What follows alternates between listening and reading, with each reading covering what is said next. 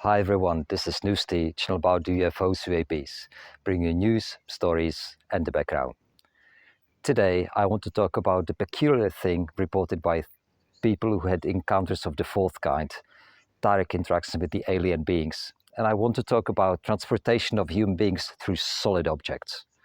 So what is going on? How can someone be moved through a wall or a window and survive it? Now, imagine you're lying in your bed and suddenly you feel a presence. You may hear a buzzing sound and feel a tingling and vibration sensations in your body. Then you're lifted and moved in the direction of something, possibly a spacecraft, in a totally paralyzed state. You are aware of being moved, but you cannot do anything. You cannot scream, you cannot run away. You may be terrified or think, oh no, not again. Or you can be even elated because you know you will have this extraordinary experience again. And then you are transported via some kind of a light tunnel or a beam into the spacecraft or some other space. And this transport occurs through whatever obstacle is in the way, window or a wall. This is the typical experience many experiences are reporting. And I am not making this stuff up. My sources are accounts of Hopkins and John E. Mack, who worked with hundreds of experiencers. Both Bud and John had successful careers and had no need to disseminate this information for personal gain. Bud Hopkins was a successful artist and John E. Mack was a Pulitzer-winning Harvard professor who was actually persecuted for his research by his own university, which couldn't stomach an open-minded scientist searching for a scientific truth, no matter where it leads him. Now, if you look into accounts of those experiencers, compare how their stories match across cultures, occupations, ages, races, gender, all walks of life, how the stories match, even from times when this type of encounter was not in a public domain, and also take into account that these people do not gain anything by disclosing their condition. They're honest, in awareness that something is happening to them. They seek help in many cases because they cannot process the experience. They basically think that they're going crazy. Now, take into account the honesty with which they report this stuff.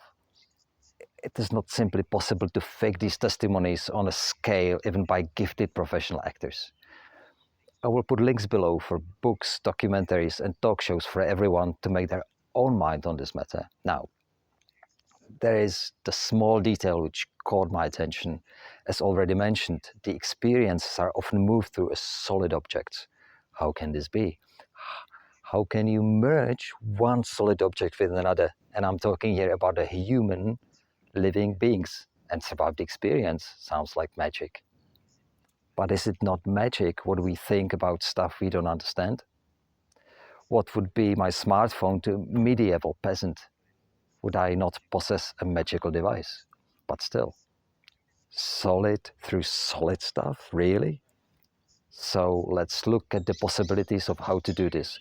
Let's look at the atoms, which are building blocks of our universe. An atom is not a solid object. 99.9% of an atom's mass is stored in the nucleus of the atom. Now imagine, and the nucleus consisting of the protons and the neutrons is the size of a large marble. Then the electrons, having the size of a speck of dust compared to the large marble and having no mass whatsoever, are flying around in a 1 mile radius from the nucleus. Imagine an atom 2 miles wide, in the center large marble having all the weight of the atom and a few specks of dust flying around it in an empty space 1 mile away. Now, one empty space of an atom cannot penetrate another empty space of another atom because of few specks of the dust flying a mile away from their center and having no mass at all. I know physicists will tell me I am oversimplifying and on a quantum level everything is weird, blah, blah, blah, blah. I actually think the modern physicists are a bit patronizing bunch, as they have been struggling to describe the world since Einstein's theory of relativity and coming up with overcomplicated, weird and crazy theories for the last 70 years because they just can't crack the difference between the traditional Newtonian mechanics and the quantum mechanics. They're simply unable to describe stone falling off the cliff and an electron whizzing around its nucleus with the same physics. There is no real understanding of quantum mechanics, at least in the public domain. And if this has been cracked and hidden from the public, then it would be a crime because the consequences of such discovery would mean unimaginable progress for humanity. Now, back to my empty space theory. So, if we have all this empty space with electrons and other subatomic particles whizzing around, creating only force fields in an empty space interacting with each other, why would it be impossible for some advanced civilization, which is ahead of the game a few thousand or even millions of years, to learn how to manipulate these force fields in a way that they can completely cancel each other out? If they can make sure that the nucleus, the large marble sitting 1 mile away from its electron, can avoid another large marble of another atom and make sure that those specks of dust whizzing around their nucleuses and in a mile distance simply ignore each other, then voila, you just moved all the atoms past each other. Simple, right? Magic? Yeah, maybe for us, right now, right here.